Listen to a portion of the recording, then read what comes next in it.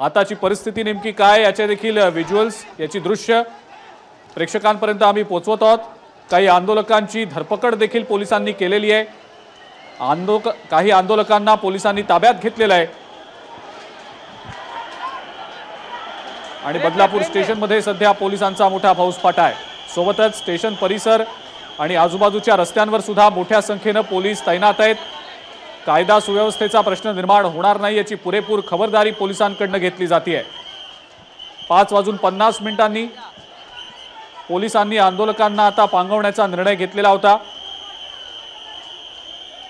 लाठीचार्ज देखील पोलिसांना यासाठी करावा लागला, मात्र काही आंदोलकांनी पोलिसांवरच दगडफेक देखील केली, ज्यामध्ये काही पोलीस जखमी देखील झालेले आहेत।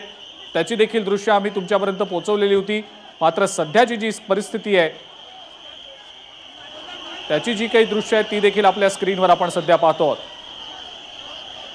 तब्बल 12 तासांनंतर बदलापूर रेल्वे स्टेशनवरचं हे जे आंदोलन आहे ते पोलिसांनी पांगवलेलं आहे।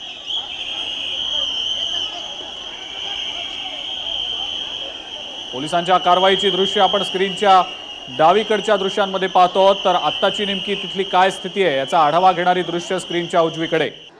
एका एसटी बसची देखील आंदोलकांकडून तोडफोड करण्यात आली, त्याची देखील दृश्य आपण पाहिली होती।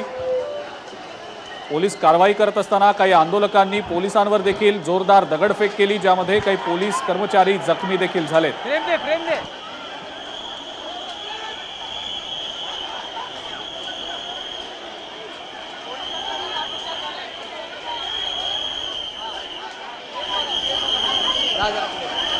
पोलीस अधिकारी जे आहेत ते जखमी झालेल्या पोलीस कर्मचाऱ्यांच्या प्रकृतीची चौकशी करतायत, विचारपूस करतायत, कारण काही पोलीस कर्मचारी सुद्धा या दगडफेकीमध्ये मोठ्या प्रमाणावर जखमी झालेले आहेत।